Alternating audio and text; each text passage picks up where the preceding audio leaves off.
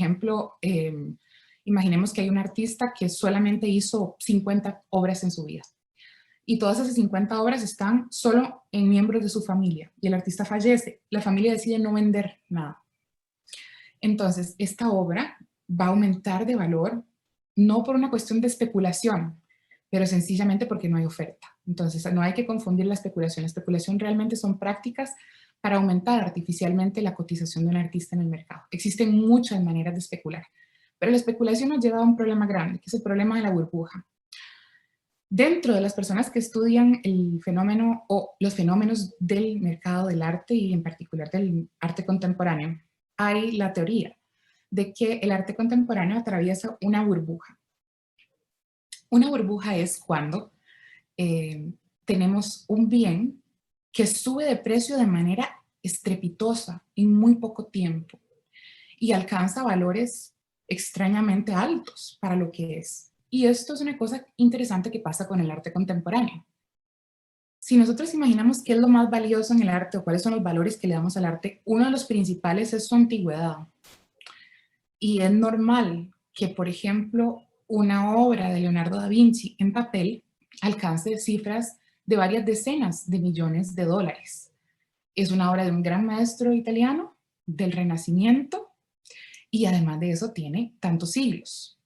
¿Qué pasa cuando una obra de Leonardo da Vinci vale lo mismo que la obra de un artista hecha la semana pasada o hace un mes o hace un año, como Damien Hirst, que alcanza también cifras absolutamente millonarias? ¿De dónde sale ese valor? ¿El artista está vivo? ¿No puede haber tantísima demanda que justifique precios de decenas de millones de dólares? Eso es exactamente el tema de la burbuja. Quienes estudian el mercado del arte dicen que esencialmente a partir de los años 90, finales de los años 90 y hasta ahora, y continúa, el arte contemporáneo específicamente es objeto de una burbuja. Es decir, de haber alcanzado precios tan altos que están completamente desligados de la realidad y del valor real o potencial que puede tener una obra de estas. Eso es una cosa interesante porque una burbuja es un fenómeno transitorio. Es decir, según estos estudiosos, esencialmente la burbuja en algún momento llega a su fin. Y esto lo hemos visto en otros mercados, no necesariamente en el mercado del arte, pero se ha visto burbujas de otros tipos de mercados. Burbujas del mercado de diamantes, del mercado de carbón, del mercado de algunos metales. Existen este tipo de fenómenos que tienen que ver a veces con escasez o tienen a veces que ver con especulación. Se crean burbujas que duran algunos años, que duran algunas décadas y que después se disipan. En el caso del arte contemporáneo, la sospecha es que es una burbuja y que es transitoria y que en algún momento vamos a dejar de tener cifras de decenas de millones o centenas de millones de dólares por una obra de un artista que está vivo, produciendo contemporáneamente y cuyo valor simbólico tampoco puede superar el de un gran maestro del Renacimiento o una obra mucho anterior que tiene además otros valores arraigados que esta obra no tiene. Otra cosa interesante es que estas obras tienden a valer más que obras de artistas sumamente legitimados, incluso artistas de la modernidad, las vanguardias de artistas como Magritte, como Picasso, como Salvador Dalí. Ni siquiera estos artistas a veces alcanzan valores de mercado tan altos como Jeff Koons, como Damien Hirst, etc. Entonces, de eso se trata cuando hablamos de burbuja, pero realmente es un tema muy específico de los estratos más altos del mercado del arte internacional. Entonces, bueno, esto es para aclarar algunas cosas que me habían quedado por fuera de la última sesión. Un aspecto importante que hay que considerar es el precio del mercado versus el precio del valor institucional, o sea, el valor que tienen las instituciones asignadas a ciertos bienes. ¿Cuál es la diferencia? Uno es el precio que rige el mercado, que es por la compra y la venta. Sin embargo, las instituciones deben tener las piezas avaluadas. Pero, ¿cuál es la razón por la cual una institución avalúa una obra? Es en razón al riesgo. Es porque deben establecerse un monto para poder establecer un seguro. Ese seguro no es por el precio de la obra. No es que si la obra vale $1000 en el mercado, se evalúa por $1000, sino que el precio es al riesgo y a la restauración. Entonces, si una institución va a prestar alguna obra, tiene que tener un avalúo que no se refleja en estados financieros, eso es importante tener en cuenta, que el costo de ese seguro es lo que pueda costar la restauración de la pieza o bien el riesgo que la pérdida que tendrá la institución en ganancias a largo plazo producto de esa obra. Entonces, por ejemplo, el Portón Rojo del Museo de Arte Costarricense, que es una pieza importante del Museo de Arte Costarricense, tiene un monto que es simbólico, no es el monto de mercado, porque esta obra no está en venta ni estará en venta. Y el seguro por el que se contrata esta obra es por un monto en el que, si el Museo de Arte Costarricense perdiera esta pieza, ¿cómo podría compensar a largo plazo el haber perdido este objeto dentro de su colección? Pero no es un precio de mercado. A continuación, vamos a conocer cuáles son los roles de las instituciones públicas en este mercado del arte. Bueno, en efecto, como decía Rafael, y retomo un poquito, es complicado, a veces se toma como precio de mercado o se consulta por cuánto está asegurada esta obra en el museo, pero el valor de aseguramiento de una obra en un museo no tiene nada que ver con su valor de mercado. Cuando una obra de arte entra en un museo, en principio nunca se vende, ya no tiene valor de mercado, solamente puede tener un valor de riesgo. Y esto es importante porque el valor de riesgo es muy diferente del valor patrimonial. El valor patrimonial es incalculable, no es monetario, es un valor moral, es un valor simbólico. El portón rojo perdido está perdido para siempre. No hay manera de recuperarlo, no hay manera de reponerlo, no hay ningún dinero que alcance. Entonces, ¿cómo se aseguran las instituciones? ¿Cómo evalúan y para qué evalúan, perdón?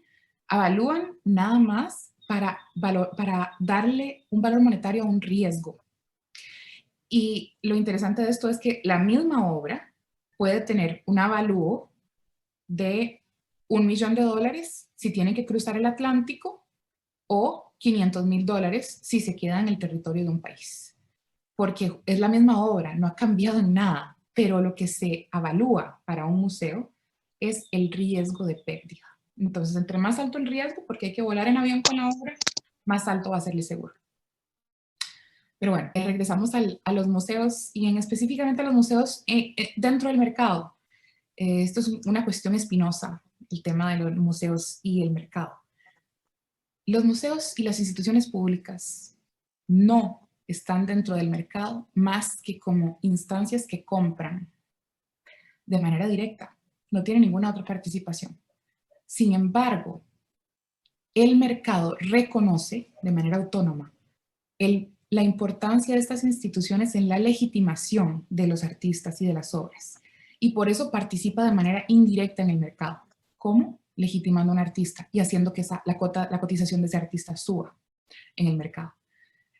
Las instancias como los museos públicos, algunos casos privados, pero siempre de servicio público, por ejemplo, el caso de los museos en los Estados Unidos, que son instituciones que no son públicas, no le pertenecen al Estado, sino son instituciones administradas como organizaciones sin fines de lucro o como organizaciones de interés público, son instancias científicas. Son instancias, sí, científicas. A veces es como complicado explicar eso y el otro día estaba hablando con alguien de ese tema. El tema científico está a la base del trabajo de un museo, aunque parezca que no. El museo ejerce la historia del arte de manera primaria y la historia del arte es una ciencia social y está basada en el método científico. Es una instancia científica, es una instancia de estudio y de investigación que tiene métodos.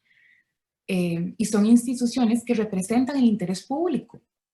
No representan los intereses del mercado, no representan los intereses de un artista, de una clase política, de la iglesia, de cualquier iglesia, no representan ningún interés particular, representan el interés público y se basan esencialmente en un estudio científico del fenómeno artístico. No tienen interés especial en validar a un artista y otro no. Buscan lo mejor, buscan explicar, incluso ni siquiera lo mejor ya es un tema que ni siquiera existe en historia del arte. Básicamente son instancias que buscan explicar un fenómeno, una expresión. Trabajan desde el estudio histórico y contextual del arte.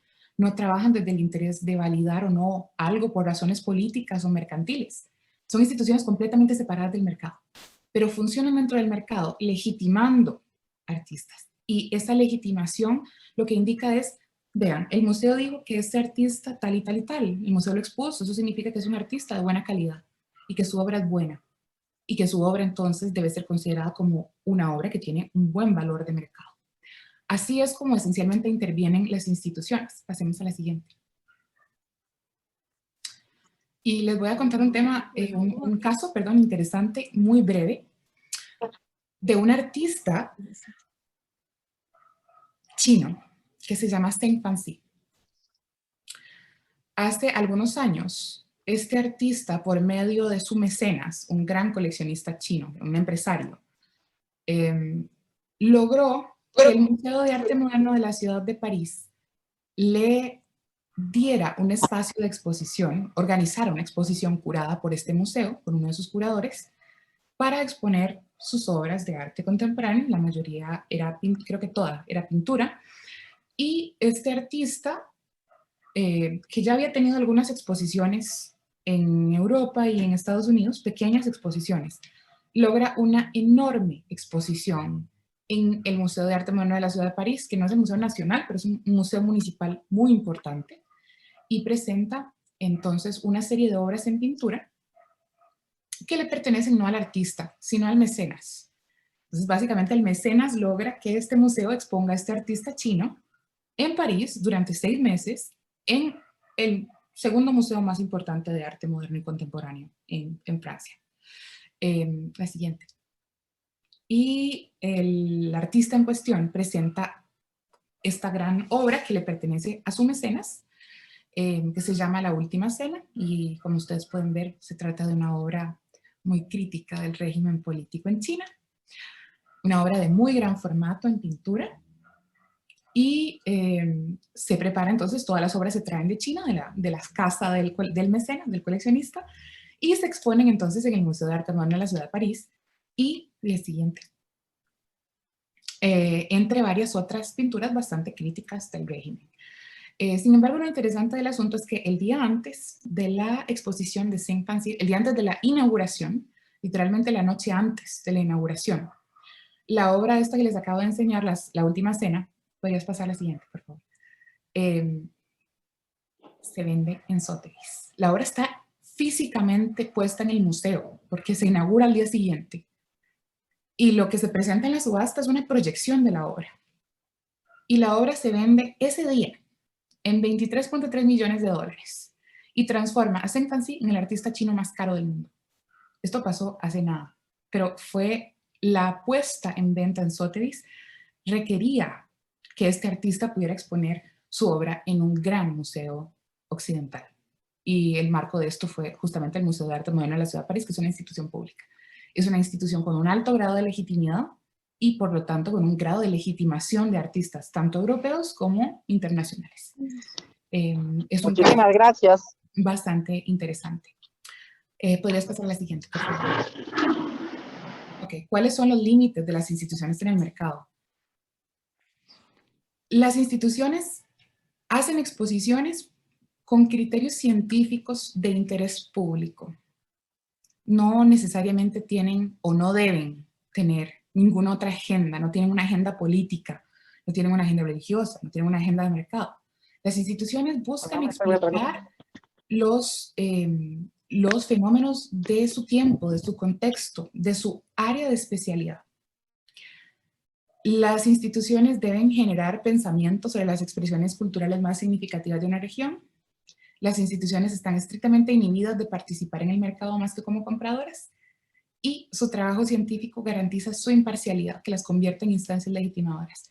¿Por qué son instancias legitimadoras? Porque no atienden ningún interés, solo el interés público. Por eso son legitimadoras, porque se supone, y en buena teoría, trabajan desde un método razonado para entender y presentar al público las mejores expresiones del tiempo del que se ocupan, del periodo del que se ocupan. Por eso son instancias legitimadoras, porque son imparciales, porque son metódicas, porque son razonadas, porque son científicas. Les pediría por favor a todos que pusieran su micrófono en silencio. Se me olvidó hacer el recordatorio al inicio de la sesión. Los profesionales en museos tenemos límites deontológicos muy, muy claros y muy precisos. Justamente uno de los más importantes es que quienes trabajamos en museos y específicamente en museos de arte no podemos tomar parte de ninguna manera, nunca, mientras ejerzamos un cargo en el museo, del mercado del arte.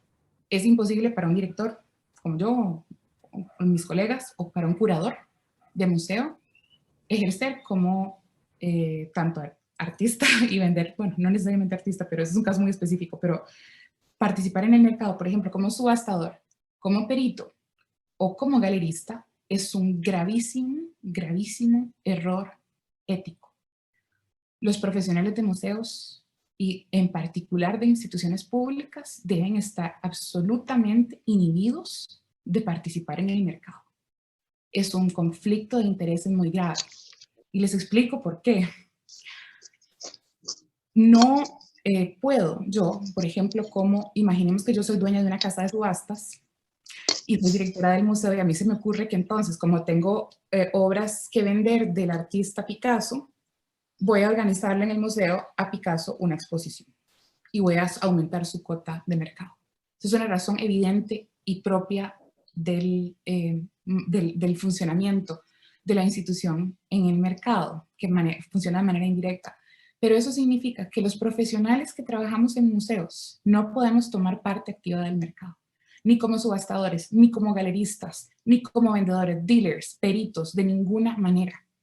Hay un límite ético fundamental que es que los profesionales en museos nunca participan del mercado del arte, mientras estén en funciones. Por supuesto que cuando una persona sale del museo puede perfectamente un curador transformarse después en dealer, pero no mientras ejerce funciones para un museo. Es una conducta ética reprobable, porque justamente hay un conflicto gravísimo de intereses. Esto incluso está regulado. Rafael nos va a contar un poco sobre esto. A nivel internacional existe el Consejo Internacional de Museos que establece, del cual muchos de los miembros de museos formamos parte, que establece un código de ética, un código deontológico. En el código deontológico del ICOM, que es un documento disponible que se puede encontrar en internet, vamos a encontrar que hay varios puntos en los que el Consejo Internacional definió el papel que puede cumplir un historiador del arte o un miembro de museos dentro del rol de mercado. Entonces, lo primero es la independencia personal. Tiene que ser independiente, no puede formar parte de un instituto, de mercado, o de tiendas o del circuito comercial. Y porque esto iría en conflicto de intereses a nivel de negocios. Además, es importante en el 8.15 establece la relación con los medios comerciales, por lo cual el museo, como institución legitimadora, solo puede mantener relaciones con esas instituciones en el marco de sus labores científicas, pero no como medio de legitimación de artistas o de alzas de cuotas de mercado. Entonces, ninguna institución debería incluso hacer público de manera anticipada su interés por comprar a algún artista, porque eso implicaría que están trabajando dentro de la lógica del mercado.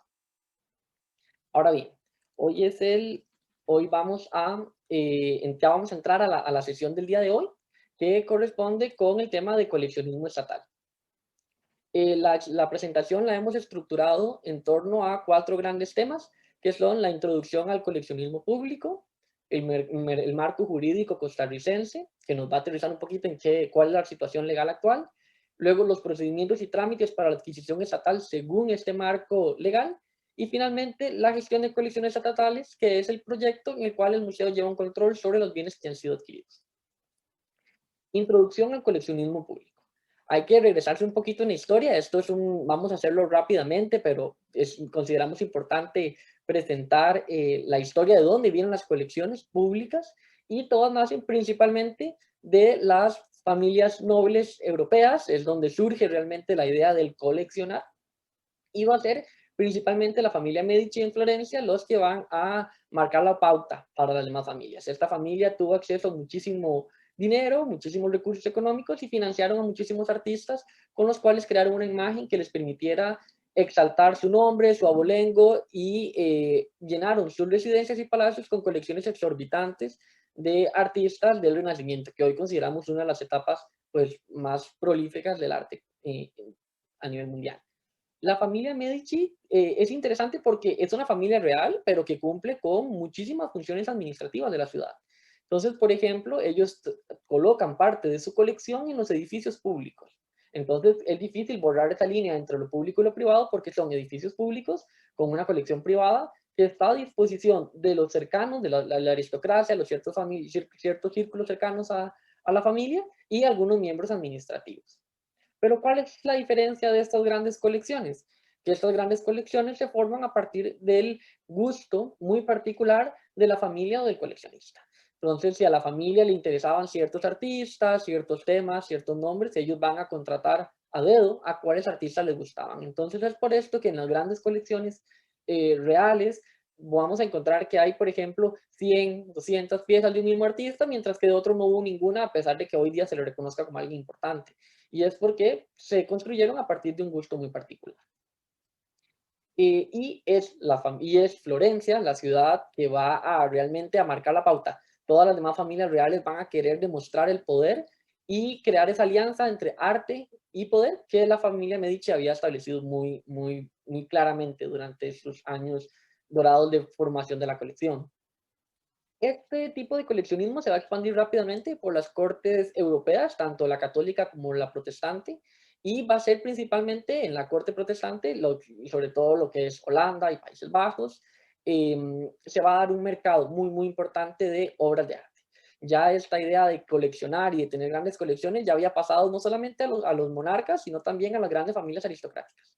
Y todos van a querer tener objetos muy suntuosos para decorar sus residencias. Y es en Holanda en donde se va a dar uno de los mercados más importantes.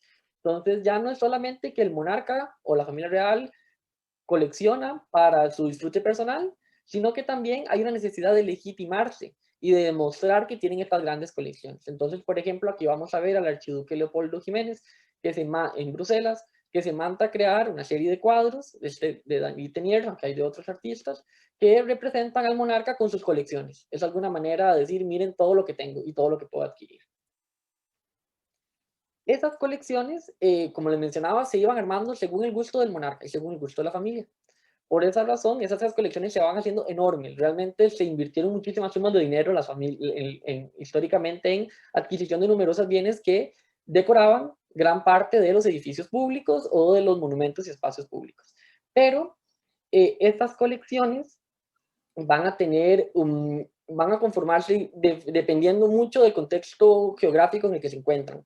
Por ejemplo, las familias europeas tenían un linaje bastante amplio en coleccionar arte europeo, mientras que, por ejemplo, la corte rusa va a crear una colección enorme, que hoy día es una de las colecciones de arte más grandes del mundo, en un tiempo muy corto. En un momento, la familia real rusa, los zares, deciden que como parte de la lógica de las monarquías ilustradas, es necesario tener una gran colección de arte. Y Rusia, pues hasta ese momento, culturalmente estaba rezagado con respecto al gusto que sucedía en Europa. Y en muy pocos años se va a adquirir una colección enorme que hoy día pues forman la colección del Museo del Hermitage en Rusia. Estas colecciones paulatinamente fueron puestas a disposición en los palacios y ciertos espacios, pero siempre limitados a ciertos círculos de la sociedad.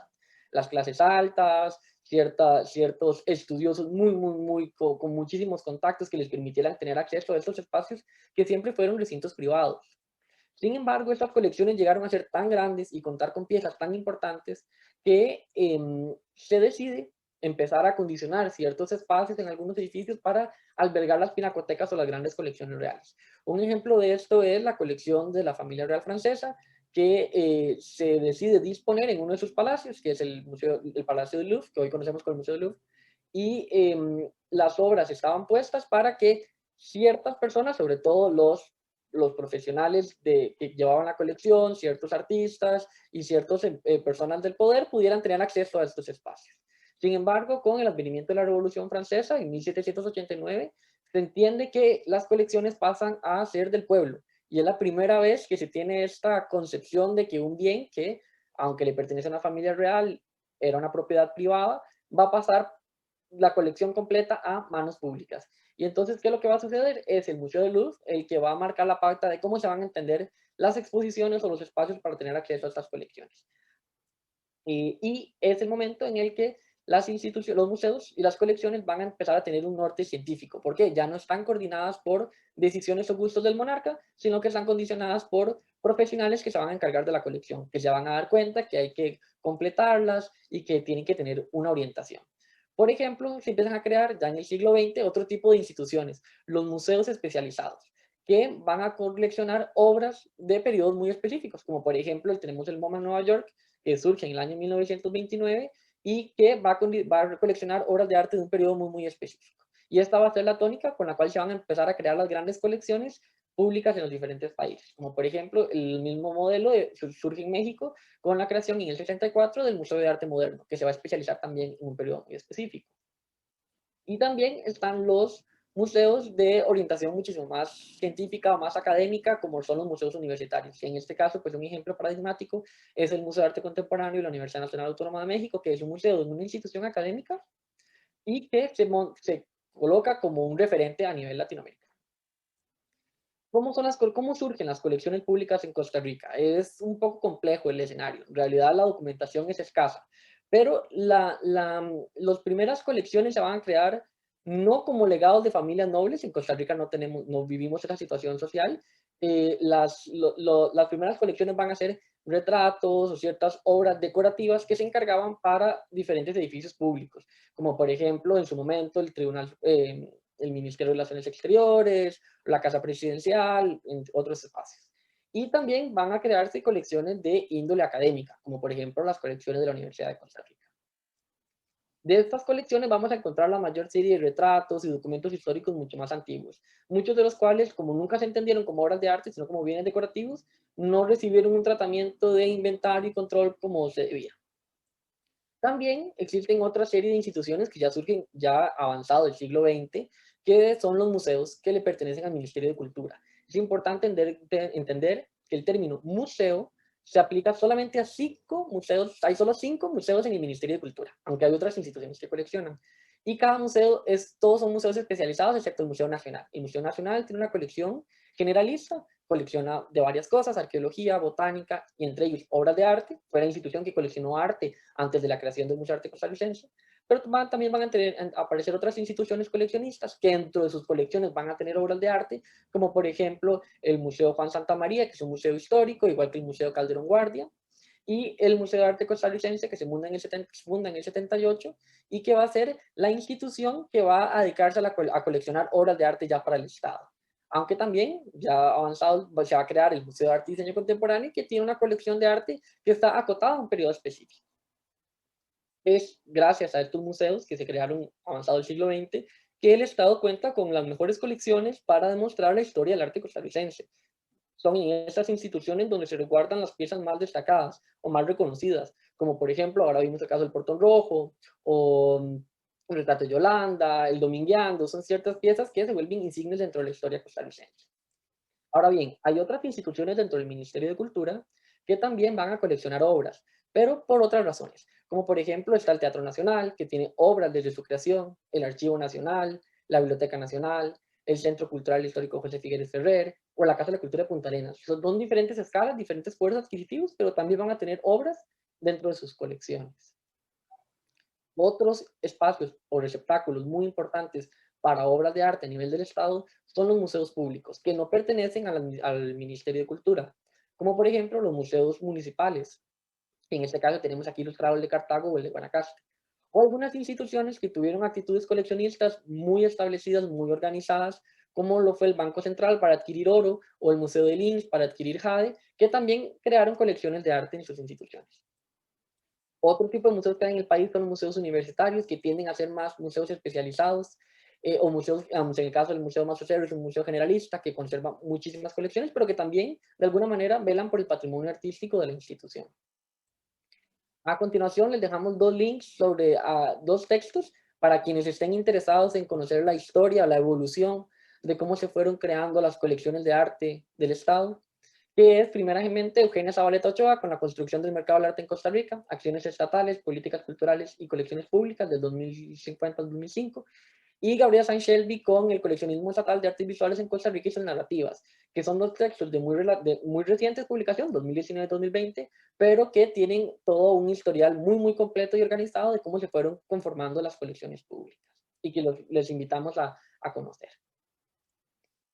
¿Cuál es la importancia de estas instituciones? Que son las que van a definir de alguna manera el gusto de una época. Son las que van a coleccionar, las que van a guardar el registro de lo que se va a estudiar en ese periodo. Entonces, si en algún momento queremos estudiar la producción de arte costarricense hecha en los 70s, a las colecciones a las que se va a recurrir son a las colecciones de las instituciones públicas. Entonces, ese es el rol que van a cumplir. Son las que de alguna manera van a marcar la pauta. Hay un tema importante aquí que tiene que ver con las instituciones especializadas. En nuestro sector, artes visuales, existen dos instituciones especializadas, que son dos museos del Ministerio de Cultura y Juventud. El primero, el MAC, fue fundado en el 77, perdón, hay un error, y abierto en el 78. Tiene una colección de 7.554 obras. Es la colección de artes visuales más grande, más amplia y más importante del país. Está especializada en artes visuales. Tiene una delimitación interesante. Es un museo que puede coleccionar arte costarricense. No puede coleccionar, en buena teoría, arte internacional, aunque hereda o tiene o asume algunas colecciones internacionales, pero en esencia es un museo delimitado al arte costarricense. Es un museo, contrariamente a lo que se cree, que aborda todos los periodos. Su ley dice arte costarricense, esencialmente todas las expresiones de arte costarricense. Se ha tendido a asociar la figura del Museo de Arte Costarricense con un museo que colecciona esencialmente principios del siglo XX y tal vez mediados del siglo XX y ya. Pero realmente es un museo hecho desde su ley para que coleccione siempre y todo, solamente arte costarricense. Pero la idea de que es un museo de arte moderno y que no cabe el contemporáneo ahí es un error. Fue un museo creado con la intención de reunir lo mejor del arte del país.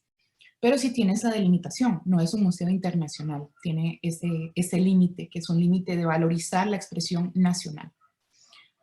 Además de eso, cuando se le dio forma a este museo, bajo la administración de don Guido Sáenz como ministro, el museo fue y sigue siendo el tutor estatal de artes visuales para todas las instituciones.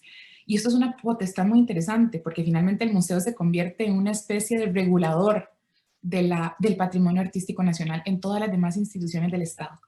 Es decir, no existe propiamente dicho un centro de patrimonio artístico, sino que el museo asume la función de ente supervisor para todo el Estado. Y además de eso, es una institución 100% funcional solamente a partir de ingresos públicos, es decir, es una institución hecha para ser financiada de manera directa por el Estado.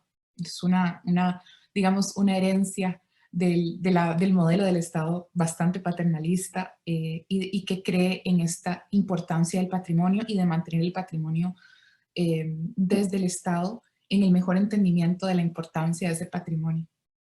No tiene una fundación, las fundaciones están dadas por ley para las instituciones. Y en el caso del Museo de Arte Costarricense no estuvo dado en su ley del 77. Y tenemos a la par una institución mucho más joven, con una ley mucho más actualizada, digámoslo así, o más coherente con el tiempo en que fue fundada, y con una gran flexibilidad, que es el Museo de Arte y Diseño Contemporáneo, fundado en el 98. Tiene una colección de 712 obras, y tiene una particularidad muy interesante. Mientras el MAC es una institución dedicada a las artes visuales, el Museo de Arte y Diseño está dedicado a las artes visuales y abarca el diseño gráfico, el diseño industrial y el diseño vernáculo. Y en otra parte de su ley incluso incorpora el tema arquitectónico. Pero básicamente es una colección desde el punto de vista del objeto que colecciona y del objeto cultural, la expresión cultural que valoriza es distinto, es mucho más amplio. Además de eso, tiene una particularidad muy interesante. Es el museo también encargado de valorizar toda la producción internacional en Costa Rica. Es decir, es un museo que puede exponer arte internacional de todos los países.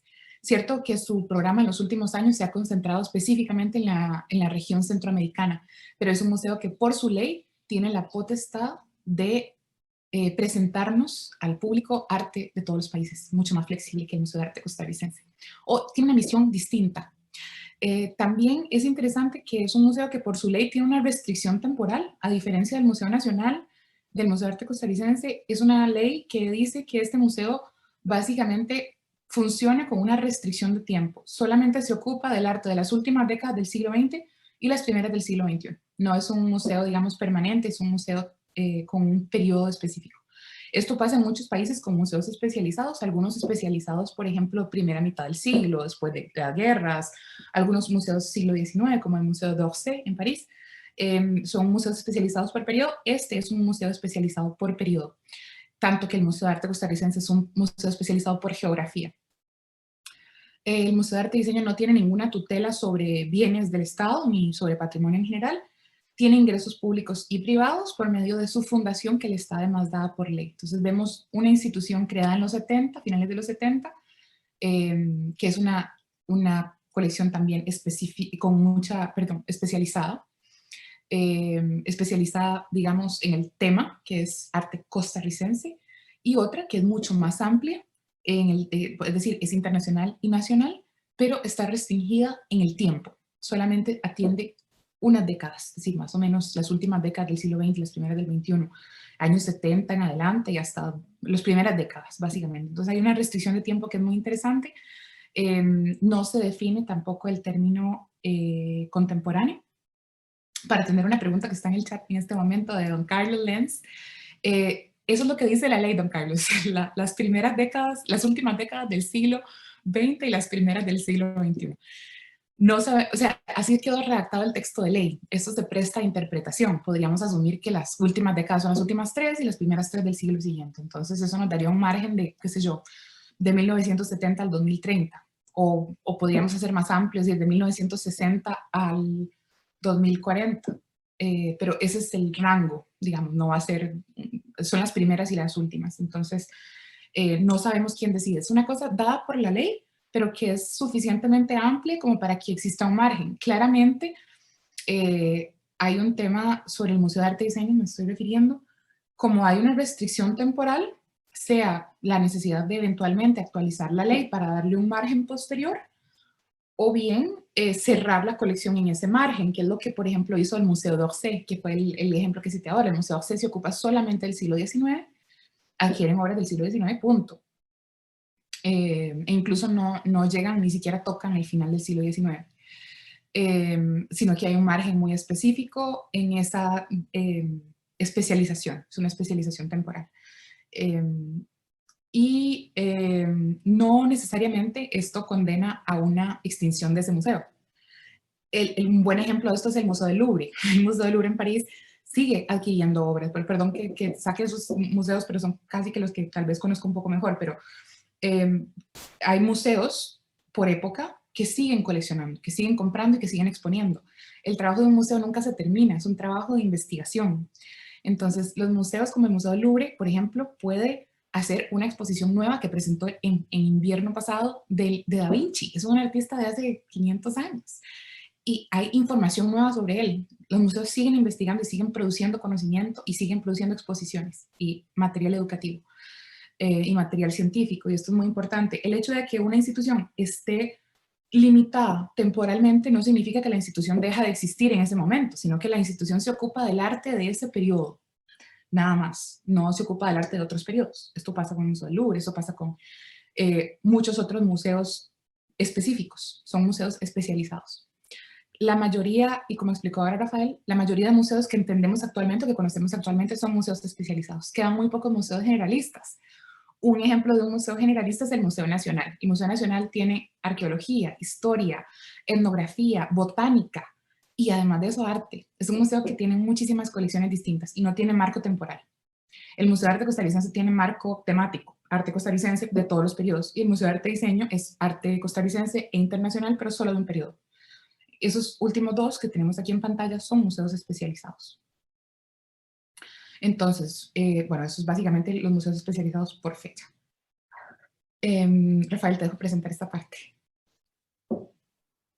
Un aspecto muy importante que destaca Eugenia Zabaleta en su texto es la forma en que se fueron conformando las colecciones y el impacto que tuvo el financiamiento del Estado. Entonces, para las primeras instituciones, el Estado financió, hubo mucho dinero, hubo bonanza económica en el país que permitió consolidar o comprar grandes colecciones. Sin embargo, a partir de los años 90, la situación económica del país cambió. Lo que provocó que las primeras colecciones que se conformaron a partir de compras directas, a partir de los 90 las colecciones se conformaran prioritariamente a partir de donaciones. ¿Qué fue lo que pasó? En el momento histórico ya no había dinero para adquirir, se fundan instituciones como por ejemplo el Museo de Arte y Diseño Contemporáneo con un recurso económico muy limitado. Incluso Eugenia Zabaleta rescata que gran parte de las colecciones del Museo de Arte y Diseño Contemporáneo en ese momento y una fracción del Museo de Arte Costarricense se conformaron a partir de donaciones. pero que las donaciones pues tienen sus complicaciones, ¿verdad? Tienen las limitaciones de que es lo que se tiende a donar, no es una decisión científica en muchos casos. ¿Y qué fue lo que permitió esto? Que muchos artistas jóvenes lograran entrar, o artistas activos en ese momento, entraran a las diferentes instituciones. En ese momento no recibieron reconocimiento económico por su obra, pero al estar representado en la institución, les permitió capitalizar el precio de su obra en las décadas posteriores. Bueno, vamos a atender de una vez ya a entrar en materia muy administrativa y muy específica. Y creo que esto es muy importante. A ver, la administración pública es muy compleja. Yo como historiadora del arte, se los digo, ha sido muy complejo. La curva de aprendizaje es de años para entender qué significa y cómo funciona la legalidad y los procesos administrativos y burocráticos. Y es lo más lejano que puedo imaginar a la belleza del arte, que es la razón de vivir de muchos de nosotros. Pero bueno, es importante que como comunidad también conozcamos cómo funciona esto, cómo funciona desde el Estado y por qué el museo es además la instancia rectora de este tipo de cosas. El marco jurídico en materia de obras de arte en el Estado es bastante... Aquí hay una listita, parece enorme, como gigante, pero realmente está muy mal regulado, es decir, hacen falta muchas cosas. Hay muchas cosas que no están dichas. Ustedes vieron, por ejemplo, cómo está redactada la ley, bueno, la ley del Museo de Arte Costarricense es muy viejita, pero incluso una ley nueva como la del Museo de Arte y Diseño Contemporáneo no establece, se supone que es un museo de arte contemporáneo, pero no dice contemporáneo, dice que son el arte de las últimas décadas del siglo XX y las primeras del siglo XXI. Y da un marco temporal, pero no habla de contemporáneo, no define lo contemporáneo. Y lo contemporáneo no es un periodo, lo contemporáneo es una manera de hacer arte y es muy distinto. Las leyes a veces son muy incomprensivas de cosas que para nosotros, desde el sector del arte, son evidentes. Pero volvemos a lo mismo, quien redacta las leyes no necesariamente siempre es como la parte técnica. Entonces hay muchas cosas sobre el marco jurídico en materia de obras de arte que faltan, hay algunas que están. Hoy vamos a hablar en específico de la adquisición de obras de arte por parte del Estado, cómo se le vende al Estado, cómo se le vende una obra de arte al Estado, cómo se adquiere una obra de arte por parte del Estado y toda la maraña de, digamos, de legislación y de trámites que existen alrededor de esto. Quiero agradecerle muy especialmente a los compañeros de la Asociación Costarricense de Artistas Visuales que justamente nos hicieron parte de esta solicitud de información sobre cómo funciona la ley de estímulo a las artes plásticas, la ley de estímulo a las bellas artes, así se llama, ley de estímulo a las bellas artes, vean qué viejita que está el nombre incluso. Y además de eso vamos a presentar otra normativa. Entonces muchas gracias a los compañeros de ACAP que nos hicieron en diciembre parte de esta necesidad de información para que la comunidad artística sepa cómo funciona esta ley. Hay mucha especulación sobre cómo funciona la ley de estímulo, que es esta ley que obliga a las instituciones a comprar obras de arte cuando construyen edificios. Vamos a pasar entonces a lo primero de lo que quiero conversarles, que quizá es lo más básico para entender de las instituciones. Esto es la Constitución Política, es el texto fundamental para entender el Estado, es el principio de legalidad. El principio de la legalidad está dado por el artículo 11 de la Constitución. Y lo que dice este artículo, grosso modo, es que las instituciones tienen que hacer lo que dice su ley y no pueden hacer aquello que no dice su ley. Es decir, tienen que cumplir lo que la ley les impone y no pueden arrogarse facultades no concedidas en la ley. Eso significa, por ejemplo, que si el Museo de Arte Costarricense, imaginemos que quiere organizar quiere, por ejemplo, alquilar su espacio, su edificio, y con ese dinero comprar obras de arte, el museo tiene que tener en su ley una frase que diga que el museo puede alquilar sus espacios. Y si no lo dice, el museo no lo puede hacer. Y así funciona la ley para todas las instituciones del Estado. El principio de legalidad es una camisa de fuerza y así es como funciona la legislación en Costa Rica, así es como funciona el Estado.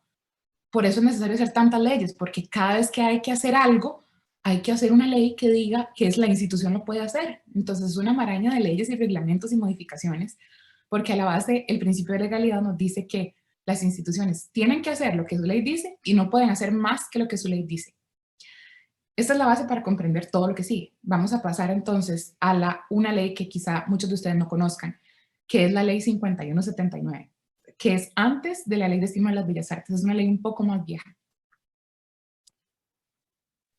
La ley 5179 que es la que da la facultad al gobierno y autónomas para promover el arte y la cultura nacional, es una ley que lo que hizo fue darle eso que acaba de decir doña Sofía, es darle la facultad a todas las instituciones del Estado de poder promocionar el arte y la cultura. Entonces, en esta ley, las instituciones autónomas, semiautónomas, gobierno central y municipalidades adquirieron el poder legal para promover las artes nacionales, los monumentos, entre otros temas relacionados a culturas, y promover las obras de arte de autores nacionales. Pero el problema de esta ley es que es una facultad, es un poder de hacerlo, pero no es una obligación.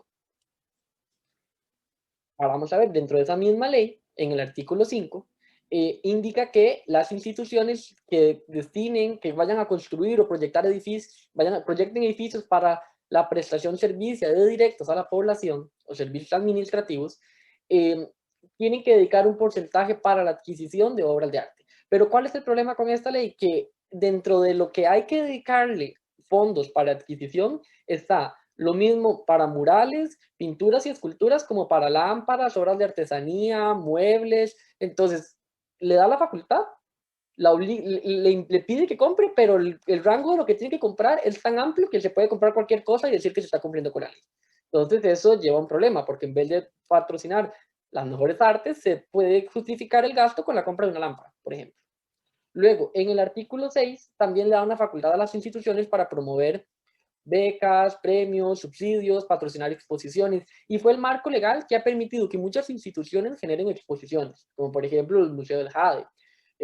Pero tiene un problema, no es obligatoria. En todo lado dice es, según sus posibilidades financieras, lo que hace es dar una facultad, pero esto no obliga al Estado. Ahora bien, ¿cuál es la ley que sí obliga al Estado? Esta es la 6750, que es muchísimo posterior. La ley de estímulo a las bellas artes costarricenses sí establece, tiene un problema esta ley. Tiene 9 artículos. De los 9 artículos, el primero y el último son introductorios y el único artículo que está vigente es el artículo 7º. Todos los demás artículos de esa ley fueron derogados por leyes posteriores. ¿Qué fue lo que perdimos? Todos los beneficios fiscales para las bellas artes se perdieron. Entonces hay un artículo que decía, por ejemplo, reducciones fiscales cuando se compren obras de arte, patrocinar con productos artísticos, se bajaban los precios a todos los productos que fueran destinados para arte, pero con diferentes reglas, diferentes leyes que salieron después, todos los artículos fueron derogados. Solamente queda vigente uno, que es el 7º, que es muy importante. Ese artículo 7º lo que dice es, la construcción de un edificio público para la prestación de servicios directos a la población. Si nos vamos a la ley anterior era edificios para servicios administrativos, o sea, oficinas, la de la facultad. Pero la ley, el artículo 7 lo que dice es prestación de servicios directos a la población. Eso quiere decir que solamente se compran obras de arte cuando el ciudadano tiene que acercarse al edificio, cuando da un servicio en el que el ciudadano puede ir. Eso quiere decir que no se compran obras de arte para bodegas, espacios de oficinas, administrativos donde no va el ciudadano. ¿Qué es lo que indica esta ley? Indica que hay que definir un porcentaje mínimo para la compra o para la elaboración de obras de arte. Ese porcentaje mínimo está estipulado en otro artículo. Luego, ese es el reglamento. A partir de esa ley se hace necesario crear un reglamento, que es la tercera ley que estamos viendo, que es el Decreto Ejecutivo 29479-C, que es el reglamento de adquisición de obras de arte por parte de las instituciones estatales, que este es del año 2001.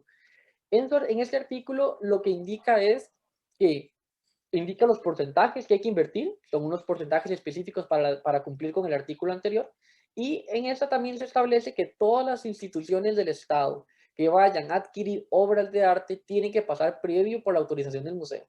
Y cuando se dice autorización es compra y donación. No solamente porque se vayan a pagar, no solamente porque se vayan a comprar directamente y tienen que pasar por el museo, sino que también las donaciones. ¿Cuál es la razón del por qué tenemos que tener un control, incluso por las donaciones? Es el tema de la perpetuidad. Una obra que entra al patrimonio del Estado forma parte de ese patrimonio para siempre. Es muy extraño y en muy raros casos se puede dar de baja algunos bienes. Por esa razón, las obras que ya se adquirieron quiere decir que le van a significar un costo en conservación y en mantenimiento de manera eterna al Estado. Ok, vamos a recapitular el tema de la ley de estímulo. Rafael, ¿me podrías poner, por favor, la diapositiva de la ley de estímulo? Hay un tema con la ley de estímulo y creo que es una de las principales dudas en la comunidad artística, es cómo funciona esta ley. y es este artículo el más importante. Entonces les pido, si pueden, busquen en internet Ley 6750, los va a llevar generalmente al portal del Sistema de Información Pública Legal de Costa Rica, y busquen esta ley. La mayoría de artículos están derogados para que más o menos vean cuáles son los artículos derogados, pero siguiendo el principio de legalidad del que hablamos ahora, esto significa que cuando una institución quiera construir un edificio público para darle un servicio directo a la gente, es decir, que la gente entre en el edificio, esa institución tiene que usar 1% de lo que cuesta ese edificio en comprar obras de arte para ese edificio. Eso tiene sentido. Era la manera de que las personas usuarias, de que nosotros ciudadanos, cuando vamos a recibir un servicio público, imaginemos que vayamos a pagar una factura a la IA o a X otra institución del Estado, cuando vayamos a recibir un servicio directo a ese lugar, tengamos acceso al patrimonio artístico. Esta ley tenía doble sentido. Era, por un lado, que la gente tuviera acceso directo a obras de arte y además de eso, proporcionarles ese acceso con obras de arte de artistas costarricenses actuales. Entonces tenía un lado de fomento y un lado de valorización del patrimonio. Era básicamente una ley hecha para disfrute de los ciudadanos, para su educación, para su conocimiento, para su disfrute, esa es la palabra, del patrimonio artístico y para generar patrimonio artístico, y además de eso para fomentar la creación. Esta ley tenía sentido, es una ley muy interesante y es una ley que, bueno, era mucho más completa y tenía otros beneficios y otras maneras de fomentar las artes que lamentablemente, como explicó Rafael, ya no existen, pero que básicamente lo que establece es cuando una institución vaya a construir un edificio para prestación de servicios directos a la población. Es decir, cuando una institución construye oficinas, construye bodegas, construye cualquier otra cosa, ahí no tiene que aplicarse esta ley. Esta ley se aplica cuando se va a hacer un edificio para servicios públicos. Y aquí vuelvo a una pregunta que hubo la sesión pasada que tenía que ver con el tema de una compra que hizo Bomberos. En ese momento aclaré que, según la información recibida de Bomberos de Costa Rica, no fue con dinero público, sino con dinero de un fideicomiso. Pero además de eso, la estructura que se construyó no era una estructura de prestación de servicios directos a la población. A una estación de bomberos no entra nadie, solo los bomberos. Y ahí hay una cosa muy interesante. Esta ley no le aplica a una estación de bomberos. Esta ley no le aplica a una gran cantidad de construcciones del Estado. Solamente a las construcciones para servicios directos a la población. Entonces, eso es como la primera aclaración. ¿Podrías volver, por favor, al tema muchas gracias. ¿Hasta dónde alcanza esto? Bueno, ya Rafael explicó, entonces tenemos la ley de estímulo. La ley de estímulo obliga al Estado a comprar, pero además de eso existe otra ley que faculta, es decir, todas las instituciones, no solo los museos, todas las instituciones del Estado pueden comprar arte. Y cuando construyen edificios para prestar servicios directos, están obligados a destinar un porcentaje del 1% o menor, eso también está establecido por norma, pero más o menos del 1% a comprar obras de arte para ese edificio. Entonces tenemos que todas las instituciones pueden comprar espontáneamente y que además de eso existe una ley que también las obliga en ciertas circunstancias a comprar.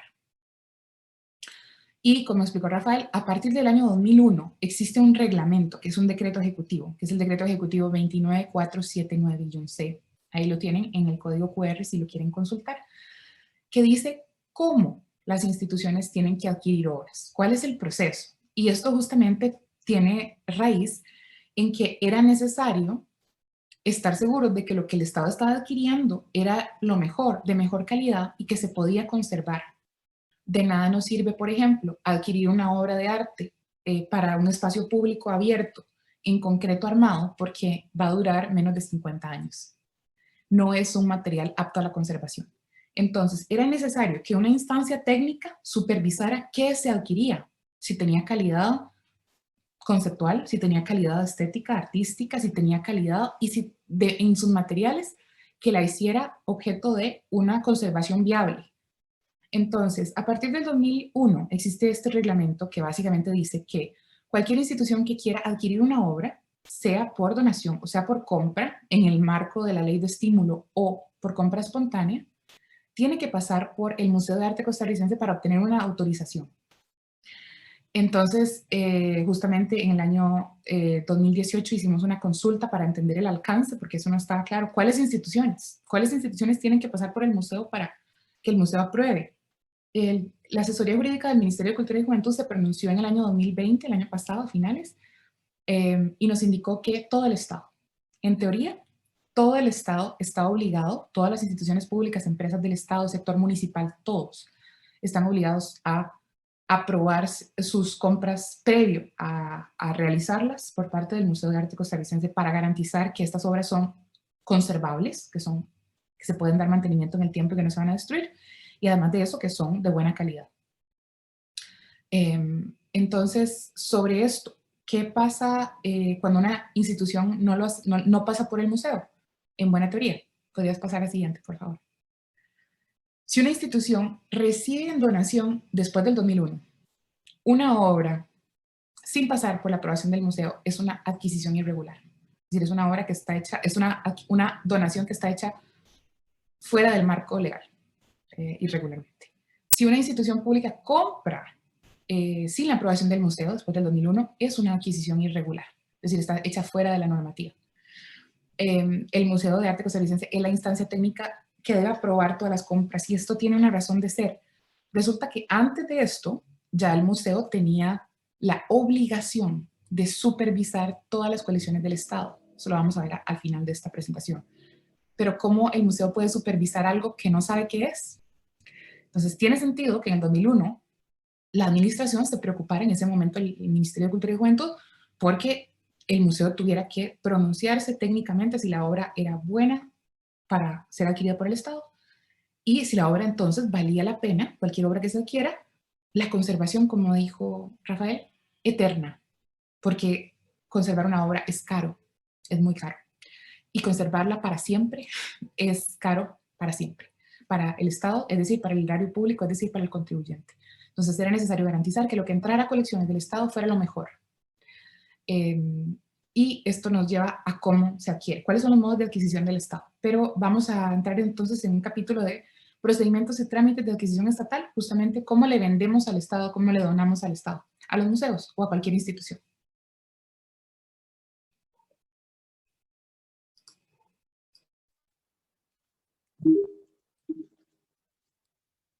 Bueno, existen varios modos de adquisición para el Estado que están dados por ley, pero para el día de hoy vamos a enfocarnos solamente, hay 4 que son los más conocidos, los más directos, que son la compra, la donación, el legado y el traslado. Y el día de hoy vamos a ver que los 2 que son más cercanos a ustedes como artistas, que es la compra y la donación. ¿Cuál es el proceso? El proceso en cualquiera de los pasos, tanto para compra como para donación, es la selección y la decisión, que se formaliza mediante la decisión de un jerarca y la aprobación del Museo de Arte Costarricense. Entonces, un jerarca de una institución escoge una obra o un artista decide que quiere donarle una obra a la institución. Esa es la parte de selección y decisión. Que luego se va a pasar a una segunda etapa en la cual es la compra. Si es por compra, eso se formaliza por medio de una contratación administrativa, que es por medio de SICOP, que ya doña Sofía va a explicar esa parte. Y la otra es que si es por donación, esto no pasa por contratación administrativa, sino que se formaliza por medio de un acta de donación. Que es importante que ambos documentos, tanto la contratación administrativa como el acta de donación, son los documentos probatorios de propiedad por parte del Estado. Entonces, si no se cumplen estos procesos, no hay documentación que pueda avalar que el bien le pertenece al Estado. Ok, y ahora la pregunta del millón. ¿Quién decide qué obras de arte se compran? No es el Museo de Arte Costarricense el que decide qué se compra. Lo que compra cada institución lo decide su jerarca. Es decir, el Consejo Municipal, no me acuerdo en la municipalidad si es el Consejo Municipal, creo que sí. En el caso de las empresas públicas, por ejemplo, es el Consejo Directivo, la Junta Administrativa. En el caso de los ministerios es el ministro, etcétera. En el caso de las instituciones como el Museo de Arte Costarricense, el jerarca es la Junta Directiva o la Junta Administrativa. Es el presidente ejecutivo o la Junta o el etcétera, el jerarca de cualquier institución del Estado, el que decide qué se compra. Es decir, literalmente la persona que decide, yo quiero esa obra, vamos a comprar esa obra en particular. Después de esto, y siguiendo la normativa, este reglamento del que hablamos ahora, el reglamento de adquisición de obras de arte, existen 3 filtros. Cuando el jerarca decide, quiero comprar esta obra, hay 3 filtros para ese jerarca. El primero es un curador que tiene que contratar esa institución. Imaginemos que se trata del ICE. El ICE quiere comprar una obra y el ICE, para poder comprarla, tiene que contratar un curador que estudie la obra y emita un criterio técnico diciendo esta obra es de buena calidad o de mala calidad, el precio es adecuado, el precio no es adecuado. Ese es el primer filtro y lo tiene que contratar la propia institución. El segundo filtro es el curador del Museo de Arte Costarricense. En este caso, ahora existe un curador de colecciones desde hace 4 o 5 años. El museo tiene 4 años. El museo tiene un curador de colecciones, tiene 2 curadores, uno de exposiciones y uno de colecciones. En este caso, el curador de colecciones estudia la obra y emite el mismo criterio. ¿Es de buena calidad? ¿Es de mala calidad? ¿El precio es justo? ¿El precio es excesivo? Estos son los dos filtros técnicos. Y de último, hay una instancia que es la Junta Administrativa del Museo que tiene que pronunciarse y decir, esta adquisición se aprueba o no se aprueba. Si la Junta Administrativa del Museo no la aprueba, la obra no se puede comprar y no se puede donar. Si se aprueba, se puede comprar o se puede donar. La Junta Administrativa puede tomar en cuenta los criterios técnicos de ambos curadores, pero puede apartarse de esos criterios también, justificando muy bien su voto. Esto es muy importante porque finalmente son los filtros, pero vamos a cómo decide el jerarca qué comprar. Esto es una cosa muy interesante.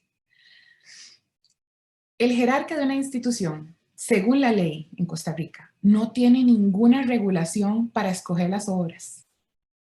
Puede hacerlo de manera totalmente directa.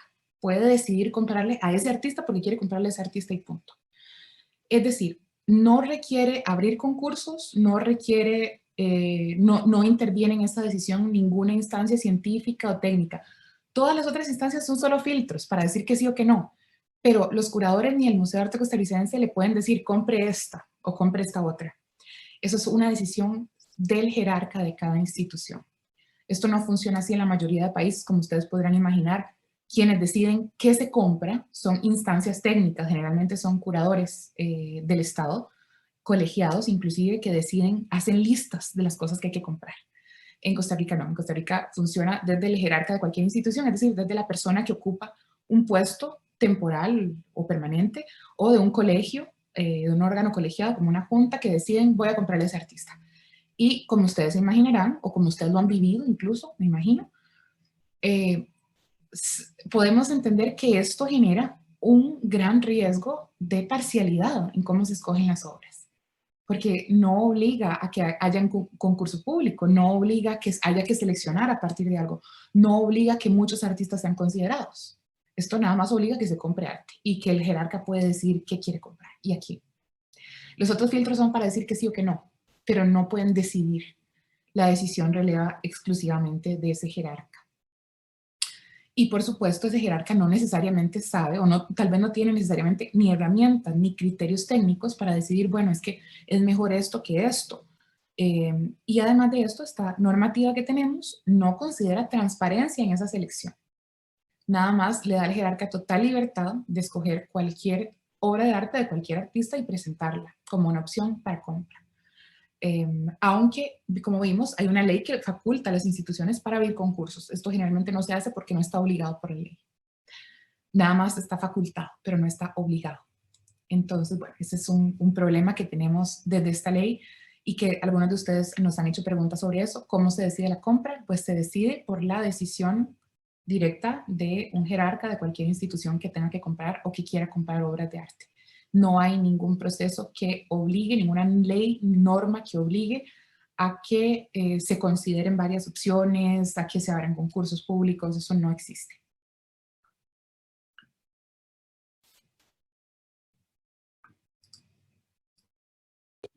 Ahora bien, vamos a conocer entonces, ya una vez que la obra fue seleccionada, cuál es el proceso administrativo que lleva la adquisición de ese bien.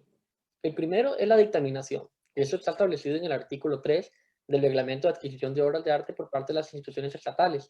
Y este indica que toda obra que tenga que adquirirse tiene que contar con 2 dictámenes curatoriales. Ya los habíamos mencionado antes.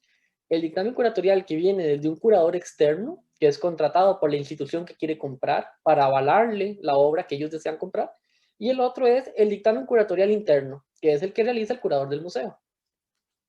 Entonces, en resumen, el paso es, el jerarca escoge la obra, saca un cartel para la contratación de un curador que le va a avalar su decisión, la va a dictaminar. Esto llega al Museo de Arte Costarricense, donde el curador del museo recibe ese dictamen curatorial y recibe la solicitud de la institución y genera un segundo dictamen curatorial. Este dictamen curatorial puede ir en contra, puede ir a favor o puede decir que está bien el dictamen del curador anterior. Y finalmente esta información se presenta a la Junta y la Junta es la que puede tomar la decisión. Ese es el trámite. Una vez que la Junta ya decidió a favor o en contra, le comunica a la institución. Y hasta que la institución tenga el acuerdo de Junta del museo en el que se le avala la compra, puede comprarla. Quiere decir que si una institución compra una obra sin este trámite, es un trámite irregular y es ilegal. Ok. Otros dos términos muy importantes que están dados en este reglamento es el artículo 6 y el artículo 7. Porque, ¿cuál es ese documento? ¿Qué es el dictamen curatorial? Cuando se redactó fue un poco vago, tiene algunas nociones generales, pero en realidad pues hay algunas carencias en qué consiste ese documento. El dictamen curatorial es como el dictamen de un doctor. Él va a revisar que la obra esté bien, va a establecer todos los criterios y va a decir si se avala o no. Y eso está indicado por ley que no es vinculante. Por eso es que la Junta al final puede tomar una decisión contraria a lo que los dos curadores digan. Y en el artículo 7 se establece quién es el curador, porque no es cualquier persona el que puede realizar este trabajo, es dado por ley. Y es que los curadores solamente serán reconocidos, y el museo tiene que llevar una lista, eso está indicado ahí en la ley, de quiénes son esos curadores. ¿Y quiénes son esos curadores? ¿Cuáles son los requisitos? Es tener el grado de bachiller en Historia del Arte, dado por una universidad nacional o extranjera. Tiene que tener ese grado mínimo, si no es historiador del arte, no. Y contar con una trayectoria o experiencia reconocida que le permita pues dar aval de su trabajo a nivel de historia del arte. Para esto el museo lleva una lista de curadores que se encuentra en el código QR que ustedes ven en pantalla y pueden encontrar la sección en la página web donde se encuentran esta lista de curadores que como es una obligación legal, el museo pone a disposición del público. Y son todas las personas que, siguiendo el debido trámite, se inscribieron y forman parte de este grupo colegiado. Bueno, entonces aquí hay vamos a hacer nada más una nota porque algunos de ustedes nos han hecho comentarios y preguntas en el pasado sobre esto. Para algunos de ustedes vende obras de arte al Estado, tiene que pasar entonces por este proceso de selección y un curador contratado por la institución tiene que hacer un dictamen curatorial, es decir, estudiar la obra y decir si es apta o no y si el precio es justo o no. En algunos casos, y esto lo he recibido de primera mano como comentario informal de un artista, está la pregunta, ¿el curador me cobra? No, el curador no le puede cobrar nunca a un artista. El curador trabaja para la institución que lo contrata. Y el curador, primero que todo, contratado por esa institución, digamos el curador que contrató el presidente del ICE para hacer el dictamen de una obra, representa el interés público. Es una persona que se supone que tiene que decir, en buena teoría, que esta obra es buena. Es un historiador del arte, bueno, sabemos que el grado de bachillerato es lo que establece la normativa, o también, como dice la normativa, o personas por su experiencia reconocida. Su experiencia reconocida es un poco ambiguo, pero bueno. Perdón, ¿podrías ponerla? Esa, gracias. Es una persona que trabaja desde la imparcialidad, que tiene independencia de criterio, es decir, no obedece al presidente del ICE que le dice, dictamíneme esta obra y diga que sí. No, el curador dice si es bueno o no, con base en principios científicos, técnicos. Trabaja de manera imparcial, de manera independiente, de manera objetiva. Y además de eso, tiene la responsabilidad de representar el interés público, para eso es contratado. Pero es complicado porque finalmente lo contrata una institución y la institución lo que quiere es que esa obra entre en colección.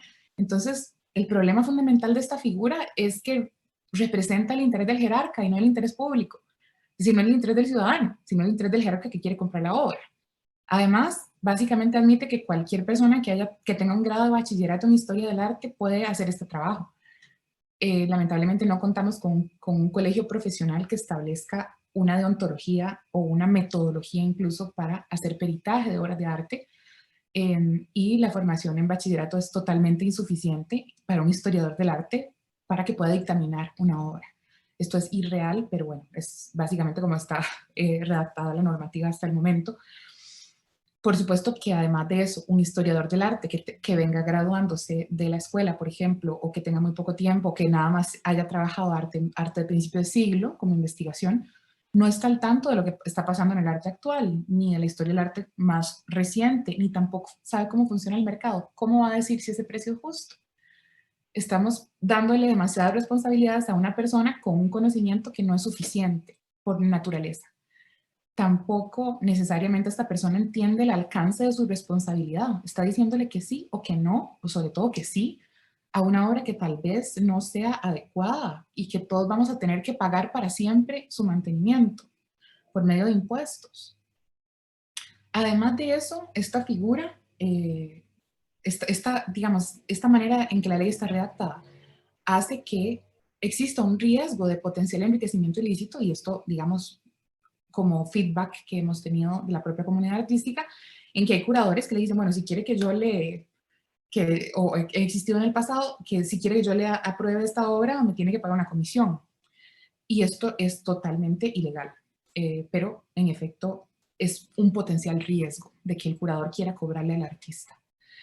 Y otras faltas deontológicas importantes, también por parte de faltas éticas por parte de las personas que son contratadas para este trabajo, porque no necesariamente está bien regulado y no necesariamente hay tampoco un colegio profesional que regule a los historiadores del arte y a sus funciones como peritos, como evaluadores o como curadores de colecciones estatales. Esto dicho, ¿cuáles son, esencialmente para que ustedes las conozcan, las prohibiciones éticas de un curador que les tenga que curar a ustedes una obra que va a entrar en colección? No les puede cobrar ninguna comisión, nunca. No les puede cobrar nada. El artista presenta su proyecto de obra, presenta su obra para la venta, nada más. No tiene que pagar nada. Un curador tampoco puede incluir obras propias, obras suyas para adquisiciones. Un curador no puede falsificar títulos universitarios o hacer fraude de formación académica, no puede inventar que tiene un título de maestría, un título de bachillerato, un título de doctorado. Esto es totalmente antiético, más allá es ilegal también. No puede dictaminar obras de sus familiares, eso es un conflicto de intereses. Yo no puedo, por ejemplo, qué sé yo, como curador del Estado, dictaminar una obra de mi hermano, de mi mamá, de mi cónyuge, etc. Un curador no puede autenticar obras sin fundamento, conocimiento experto cuando se trata de obras del pasado. Tampoco puede validar precios excesivos para beneficiar a un artista. Tampoco puede ser funcionario activo del Museo de Arte Costarricense. Eso es una prohibición legal porque el museo tiene que hacer otro filtro, entonces no puede ser el mismo filtro, no puede ser, hay un conflicto de intereses, no puede ser la misma institución. Es necesario tener dos criterios independientes, separados y objetivos. Eso sería básicamente para que ustedes conozcan cuando tengan que pasar por este proceso de que el Estado compre una obra suya y pasen por el proceso de dictaminación. Estas son las prohibiciones del curador. El curador es una persona que trabaja desde la objetividad y desde el interés público. Parte de lo que se identificó con estos años que la institución ha estado revisando todos estos trámites administrativos que conlleva la adquisición de obras de arte, es que la gran parte de los dictámenes curatoriales no cumplían con los requisitos mínimos. Y esto era un problema, porque la institución era la que la encargaba. Entonces el Museo de Arte Costarricense te tocaba devolver un trabajo que la institución ya había pagado. Y a veces era muy difícil que los corrigieran. Entonces el museo estableció, y esto fue un acuerdo de junta, o sea que es una obligación a partir del año 2020, desde octubre del 2020, que todos los dictámenes curatoriales que desarrolle cualquier historiador del arte para compra y adquisición por parte del Estado tiene que contar con este formulario, el formulario GSE-DCA, que es el formulario de dictamen curatorial de adquisición, que no pide ninguna información adicional ni extra a lo que ya por ley está indicado en el dictamen curatorial, pero sí indica que tienen que poner en qué parte del dictamen está. Hay dictámenes que están redactados en prosa y que son de una página y que el curador, pues, como un dictamen médico, el jerarca de la institución no lo va a poder revisar y conocer a detalle, pero cuando llegaba al museo llegaban incompletos. Entonces lo importante es que este documento es obligatorio. Cualquier adquisición que llegue al museo sin este formulario es devuelta automáticamente. ¿Por qué? Porque en este formulario se presentan un montón de responsabilidades. Es un documento firmado, es un documento que debe indicar si aprueba o no aprueba, porque muchos dictámenes curatoriales llegaban incluso sin el dictamen realmente el curador. No decía si se aprobaba o no, buscaban la forma de esquivar sin no decir nada. Entonces, esto es un problema para la conformación de las colecciones. Por esta razón, ahora hay un dictamen, una ficha, que obliga a incluir toda esta información de manera ordenada y sistematizada para llevar a controles sobre todos los documentos.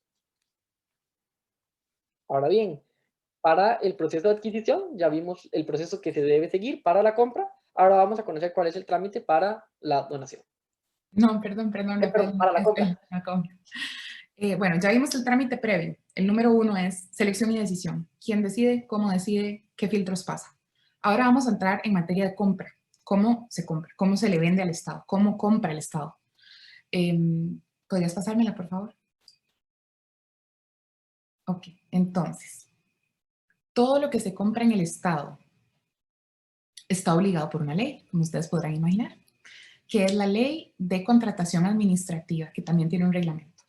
Los invito a buscar el número de la ley, 7494. Es una ley bastante interesante y compleja, y es la ley que dice cómo el Estado, cómo todas las instituciones públicas tienen que comprar.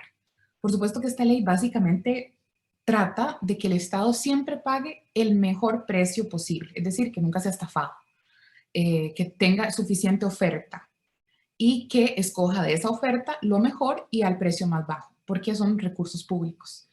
Pero esta ley, por supuesto, tiene sus límites. Obliga a las instituciones que quieren adquirir obras de arte a hacer un proceso de compra administrativa. Muchísimos países tienen implementado un sistema de licitación. Por ejemplo, el Museo de Arte Costarricense sí. El Museo de Arte que quiere comprar ligas para amarrar algo, tiene que hacer una licitación pública. Tiene que abrir una oferta, tiene que pasar por un proceso administrativo que dura más o menos 6 meses. Esto se lo estoy diciendo para comprar cualquier cosa. El problema es que también para comprar obras de arte. Esto no significa que cuando una institución quiere comprar obras de arte, llama a todos los oferentes y les dice, estoy comprando obras de arte, ¿qué me ofrecen? No, no funciona así. Para obras de arte hay un proceso específico de compra pública y directa. Es decir, se puede hacer una compra específica de un bien específico. Esto lo admite esta ley. Sin embargo, sí obliga a que esta compra se haga dentro de una plataforma que se llama el Sistema Integrado de Compras Públicas, mejor conocido como SICOP. Y un poco la pesadilla burocrática que ustedes temen, esa es. El Sistema Integrado de Compras Públicas SICOP es una plataforma que básicamente hace las veces de una proveeduría. Es una plataforma de la cual ahorita vamos a hablar y explicar un poquito mejor, pero todas las compras esencialmente pasan por esta plataforma. Es una plataforma donde el Estado dice, necesito esto, y quien quiera que sea que esté vendiendo ese producto dice, aquí está la oferta, ¿qué le parece? Y el Estado dice, bueno, me gusta el precio, me gusta la oferta que usted me hace, se lo compro. Y se formaliza por medio de esta plataforma. Todas las compras que se hagan con recursos públicos pasan por este proceso. Entonces es importante, bueno, sigamos, pásame la siguiente, por favor. ¿Cuáles son los requisitos para venderle algo al Estado? Y son más complicados de lo que ustedes imaginan. Ya vimos que había como vendedores de obras de arte que pasar por el filtro de todos los dictámenes y curador 1, curador 2, junta administrativa, etc. Primero ser escogido por un jerarca, después pasar los filtros de los curadores y después pasar el filtro del museo. Y después de eso hay que hacer la venta administrativamente. Eso se llama contratación administrativa. Para poder venderle al Estado es necesario al menos esto. Primero, conocer la Ley de Contratación Administrativa y su reglamento. Es una ley muy técnica en materia de compras y de ventas al Estado y establece un montón de regulaciones y un montón de obligaciones que igual están resumidas básicamente aquí un poquito, pero dice cómo funciona esta compra. Hay todo un ritmo, todo un mecanismo para que funcione una compra del Estado. Segundo, para poder venderle al Estado hay que estar inscrito en la caja y estar al día con sus obligaciones. Y ustedes se van a preguntar qué pasa con un artista que está en situación de calle, porque esa pregunta yo me la hice.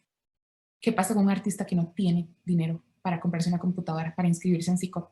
¿Qué pasa con un artista que no tiene la caja, que no puede pagar la caja?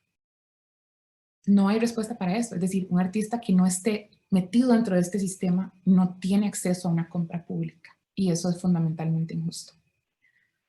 Bueno, entre otras cosas. El punto 3, contar con firma digital vigente. Esto es otro trámite. La firma digital es un certificado digital bajo la forma de una tarjeta. Me enseña la mía. Básicamente es esto, que se adquiere en un banco y que certifica que esto lo firmé yo en una computadora. Hay que tener firma digital. Después hay que tener una computadora, pero no cualquiera, tiene que tener específicamente el sistema operativo Windows XP Vista 10 o 7. Además de eso, tiene que conocer la plataforma SICOP, que está regulada por un montón de manuales, porque cada proceso dentro de esa plataforma es tan complicado que hicieron un manual separado para cada parte.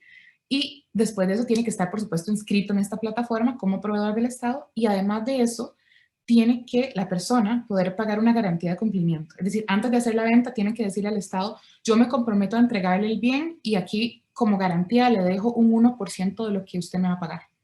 Entonces, esto implica que el artista tiene que poder tener dinero para dejar una garantía antes de entregar el producto y antes de recibir su pago. Sí, es bastante complicado. Esto es el Sistema Integrado de Compras Públicas. Pueden entrar a esta página, es un portal digital que está en el código QR que ustedes tienen aquí. Si quieren más o menos ver de qué se trata, pueden ir a la página, y en la página incluso van a encontrar donde está información de SICOP, Centro de Atención Consulta Ciudadanos. Hay información interesante sobre cómo funciona esta plataforma. Hay bastante información, solo que está un poquito repartida en esta página. Bueno, entonces, la persona que desea venderle al Estado, primero tiene que tener la aprobación de la institución para esa compra. Esto estoy hablando solamente de artes.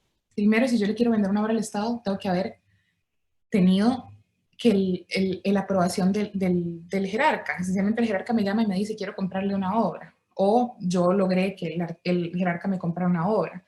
Después tiene que contar con la aprobación del Museo de Arte Costarricense, como vimos. Después de eso, tiene que hacer el seguimiento de un trámite en esta plataforma que se llama SICOP. Y ese trámite empieza porque la institución publica en la plataforma SICOP su compra. Dice, quiero comprar esta obra. Y en esa plataforma, quien ofrece la obra tiene que contestar, tiene que darle una respuesta a esa institución por medio de la plataforma.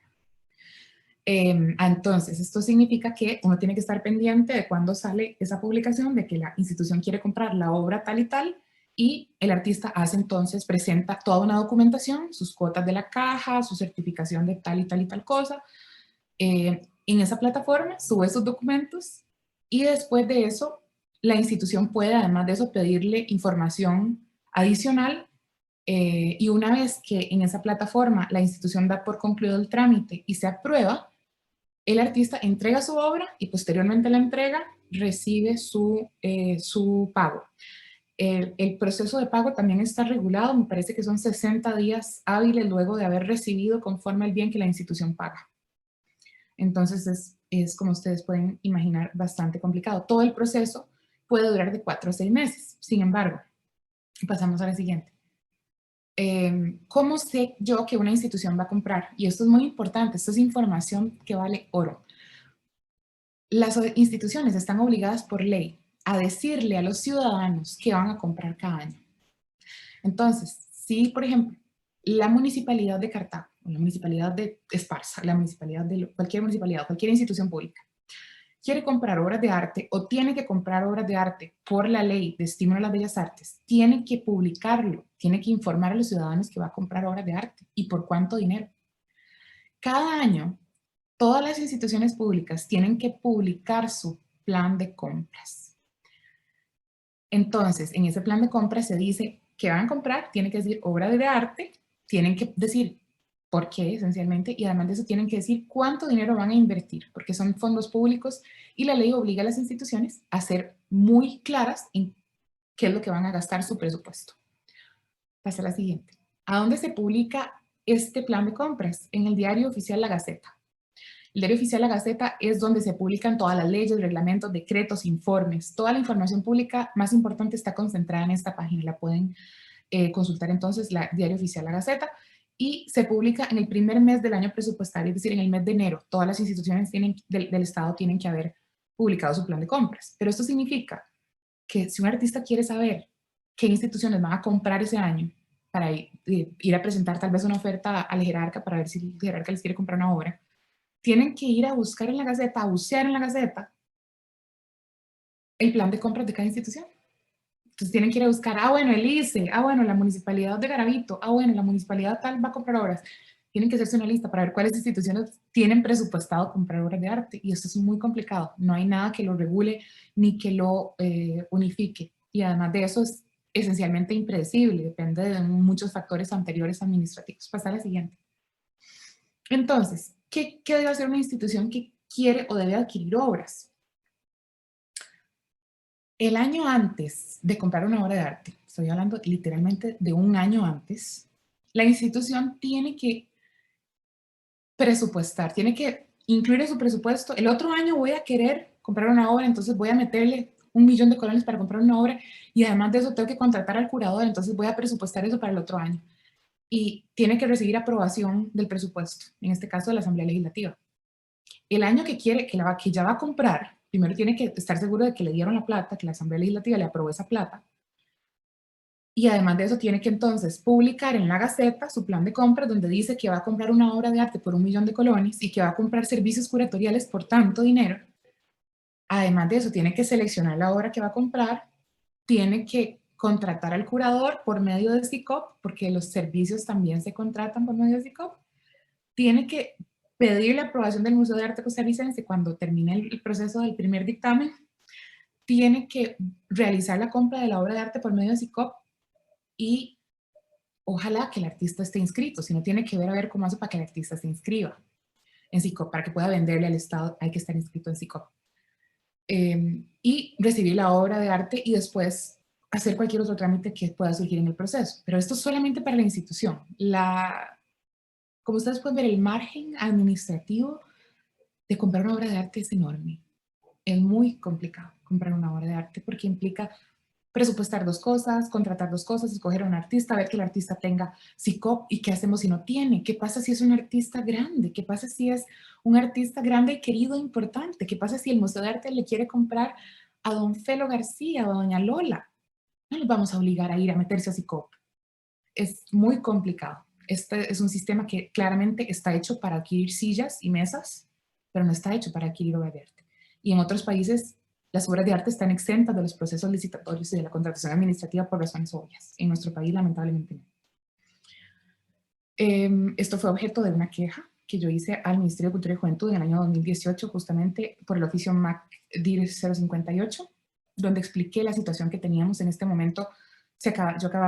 Acabamos de abrir o de cerrar, no me acuerdo, el Salón Nacional de Artes Visuales, y había obras de varios artistas que nos interesaba adquirir desde el museo, pero eran artistas muy jóvenes, y un artista que recuerdo, que por eso les mencioné este caso, que estaba en situación de calle, un artista que no tenía domicilio fijo, con una obra extraordinaria y que lamentablemente no podíamos comprar, porque no había manera de sobreponerlo a él como artista al trámite, a que estuviera inscrito en la caja, a que pasara un montón de cosas. Entonces, son situaciones bastante complicadas. Hicimos esto del conocimiento del Ministerio de Cultura y Juventud, diciendo, bueno, no podemos comprarle a los artistas mayores porque no tienen posibilidades de inscribirse en SICOP, no podemos comprarle a los artistas que no estén en la caja, no podemos comprarle a los artistas que no tengan medios para adquirir una firma digital o para inscribirse en SICOP. Hay demasiadas trabas a esto, y esto nos afecta en la política de fomento. Sin embargo, desde el Ministerio de Hacienda y en general fue claro que el museo no estaba por encima de la ley, tenían que acatar la ley, como todas las otras instituciones, y la ley dice que lo que hay que hacer es este proceso. Entonces, lamentablemente, nuestro intento no tuvo mayor acogida para intentar librar las compras de obras de arte de este proceso. Es muy difícil para los artistas porque primero que uno no sabe como artista qué instituciones van a comprar, y para tener esta información es muy complejo. Después de eso, no hay concursos públicos. Un artista no puede como saber, ay, mira, el INS va a abrir un concurso para comprar obras. Eso no se dice porque no hay ninguna obligación de abrir concursos públicos. Los jerarcas deciden directamente. Tercero, que no necesariamente todos los artistas tienen acceso a la tecnología que implica ese trámite. Ni siquiera estoy diciendo solamente acceso material a una computadora, es acceso a poder entender cómo funciona SICOP. Porque yo se los digo, yo misma tengo muchas dificultades para entender cómo funciona esa plataforma o para manejarla adecuadamente, y yo trabajo en la función pública, es una plataforma compleja. Además de eso, la mayoría de la comunidad artística no conoce el marco jurídico de las compras estatales, ya ustedes lo conocen, y además de eso, en muchos casos, está el tema de la cobertura de la seguridad social, a la cual muchísimos artistas, muchísimos más de los que la gente imagina, no tienen acceso. Para las instituciones también es complicado. ¿Por qué? Porque los presupuestos para compra de obras de arte son reducidos o inexistentes, cuando no es por la ley de estímulo, porque la ley de estímulo es una ley y hay que cumplirla. Además de eso, que hay un montón de trámites exigidos por la normativa. Pasar entonces por SICOP para el curador, después comprar la obra, pasar por el museo, son miles de trámites. Para las instituciones es muy complicado, implica muchísimo tiempo y mucha inversión de tiempo, es decir, de recursos públicos del Estado, en hacer este trámite. Además de eso, no necesariamente todas las instituciones cuentan con personal capacitado para darle seguimiento a ese trámite o para atender las cosas más como cómo le ayudamos a un artista a vendernos. Nadie sabe. En realidad nadie puede necesariamente asesorar a un artista, es complicado. También no necesariamente en todas las instituciones encontramos por igual capacidades instaladas o conocimiento instalado sobre el valor y la importancia del patrimonio artístico. Y también un gran desconocimiento del marco jurídico, lo que lleva a algunas instituciones incluso a no necesariamente saber cuándo se aplica o no la ley de estímulo, ¿verdad? No necesariamente existe ese conocimiento. Para la institución rectora, que es el museo, ¿cuáles son los problemas? Bueno, que los jerarcas nos piden que, como institución, digamos sí o no a obras de arte que no necesariamente cumplen con la mejor calidad, pero además de eso son de una selección arbitraria. Entonces, sabemos que, por ejemplo, hay una obra de un artista A que es buena y que vale tanto, pero sabemos también que con ese mismo dinero podríamos comprar 6 obras de 6 otros artistas de muy buena calidad también. Entonces, esa ausencia de poder decidir por parte de la instancia técnica es muy compleja para el museo. Además de eso, las instituciones no acatan la normativa. La mayoría de las instituciones no pasan por el museo y adquieren de manera irregular sus obras de arte, por donación y por compra. Los curadores contratados muchas veces emiten dictámenes curatoriales extremadamente deficientes, incluso con errores de ortografía en el nombre del artista. Literalmente hemos recibido dictámenes con el nombre Margarita Bertó mal escrito, o con nombres de artistas vivos mal escritos los apellidos, mal escritas las fechas. Es realmente, si imagínense que el nombre está mal, el contenido científico es muy pobre en algunos casos. Además de eso, las leyes no permiten la adquisición de obras históricas, entonces muchas pasan en el, ¿verdad? Muchas pasan en el mercado y el Estado no las puede adquirir o no las adquiere, porque no tiene facilidades para eso.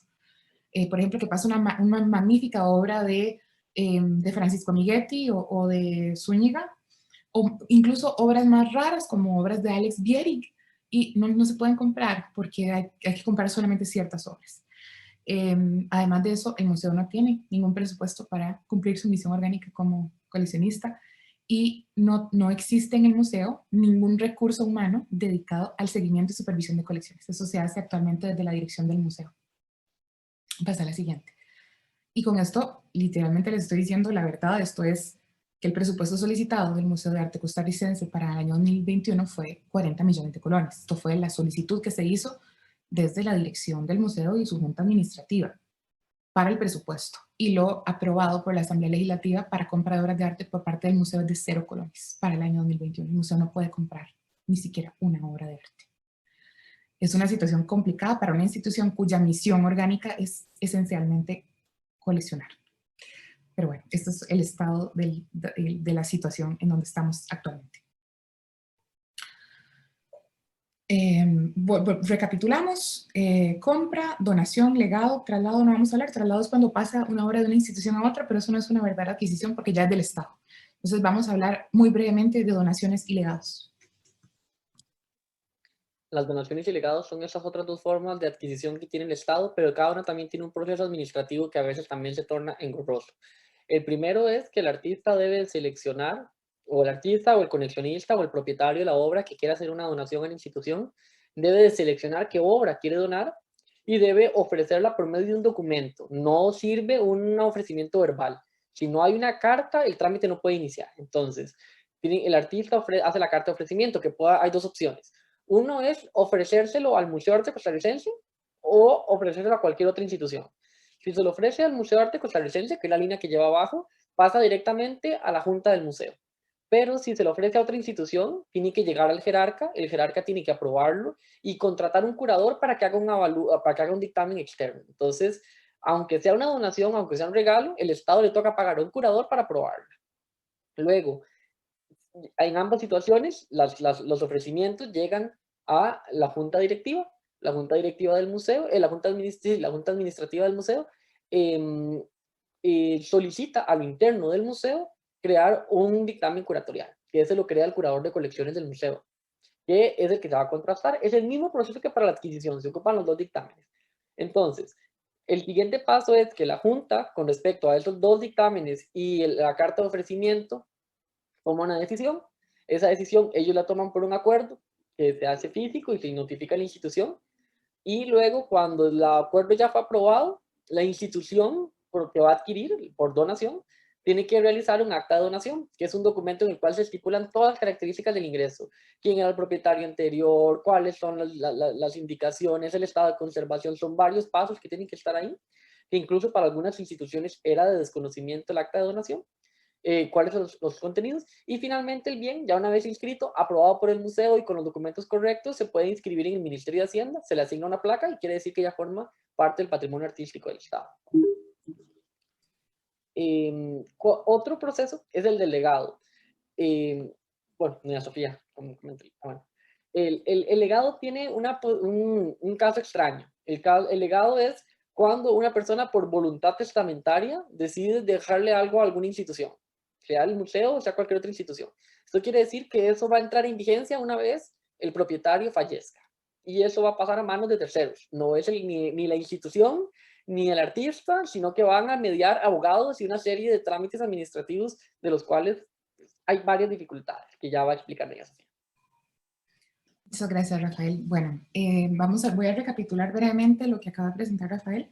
Tiene que ver con donación y legado. Donación es cuando yo como artista decido darle una obra, sea mía, de mi autoría, o sea de mi propiedad como ciudadano, a una institución pública. Eso es totalmente legal, totalmente viable y en el marco de donde estamos también importante para muchas instituciones. Esto también implica la donación, como les dije antes, un trámite de selección, no implica el trámite de compra ni SICOP. Implica que la institución que quiera recibir una obra en donación tiene que presentar la solicitud igual al Museo de Arte Costarricense. ¿Esto por qué? Porque tiene que haber una instancia que seleccione lo que puede ser bueno y lo que puede ser conservable, porque va a implicar un gasto al erario público para siempre. Y segundo, y esto es muy importante y los insto a hacerlo siempre, todos los artistas o los propietarios de obra que donen obras tienen que formalizar su donación por medio de un acta de donación. Esto es muy importante, porque ustedes les están dando al Estado un bien y el Estado tiene la obligación de conservarlo y es necesario que exista un papel que diga que el artista lo dio. No solamente porque dentro de 100 años vamos a querer saber cómo entró y que era de mano del artista, sino porque además de eso es necesario que esas obras queden bien registradas y que exista un papel que diga que esto se dio y que eso está ahí y que es parte del Estado ahora, que es propiedad del Estado, que la obra no nada más desaparezca. Y se lo digo porque en muchísimas colecciones hemos visto a los artistas, por dicha, con las mejores intenciones y las instituciones con las mejores intenciones también, por dicha, que nos dicen, bueno, es que esto nos lo dio este artista como un regalo a la institución y nosotros preguntamos, ¿a dónde está el acta de donación que formaliza eso? No, el artista nada más la depositó aquí, nos la dejó un día como un regalo. Y eso es maravilloso, pero es muy importante que esas obras no desaparezcan, que no se pierdan, que alguien sea responsable por darles mantenimiento, que alguien sea responsable por tenerlas en inventario, que alguien sea responsable porque ese patrimonio se mantenga y porque dure muchos siglos.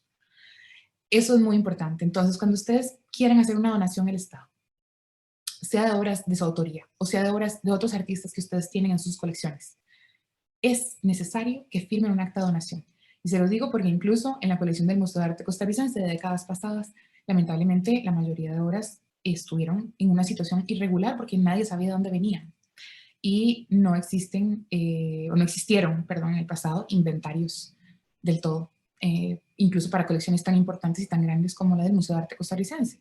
Ahora imagínense instituciones que ¿verdad? Que manejan, que no tienen necesariamente estándares museísticos ni estándares de inventario para sus colecciones, y que en el mejor de sus entendidos han logrado mantener sus colecciones. Es importante que las obras siempre tengan un registro, que siempre se sepa de dónde vinieron, por qué llegaron ahí. Y esto en materia de donación se formaliza por medio de un acta de donación. El legado, como explicó Rafael, tiene el inconveniente de que uno como artista puede legar todo lo que quedó en su taller en el momento de su muerte, pero eso no significa que el Estado lo va a aceptar, porque el Estado está obligado a pasar por el museo para que diga sí o no.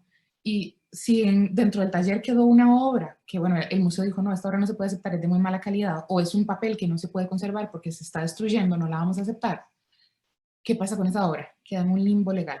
Entonces, es muy importante considerar que el tema de los legados no es la mejor opción.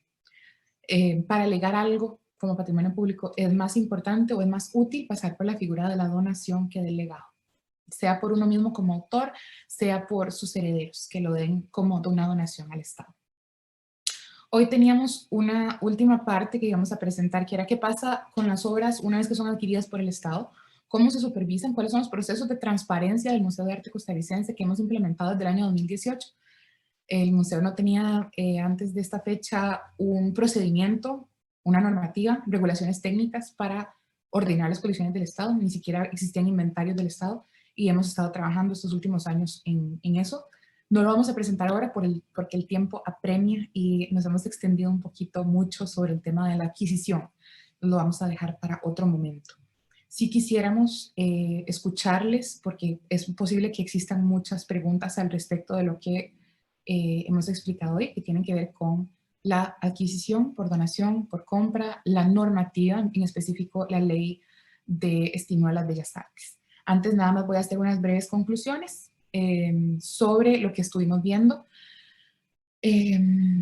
Bueno, primero, normativa desactualizada, deficiente, desarticulada y sin mecanismos de cumplimiento en el régimen sancionatorio. Esto es la ley 6750, la ley de estímulo a las bellas artes ya fue desarticulada porque fue totalmente derogada, queda en pie un artículo, que además de eso, nadie sabe qué pasa si una institución no compra, no la atiende, es decir, no hay un régimen que sancione esa institución, es nada más que no compró obras y construyó el edificio, pero no compró nada, no hay régimen sancionatorio.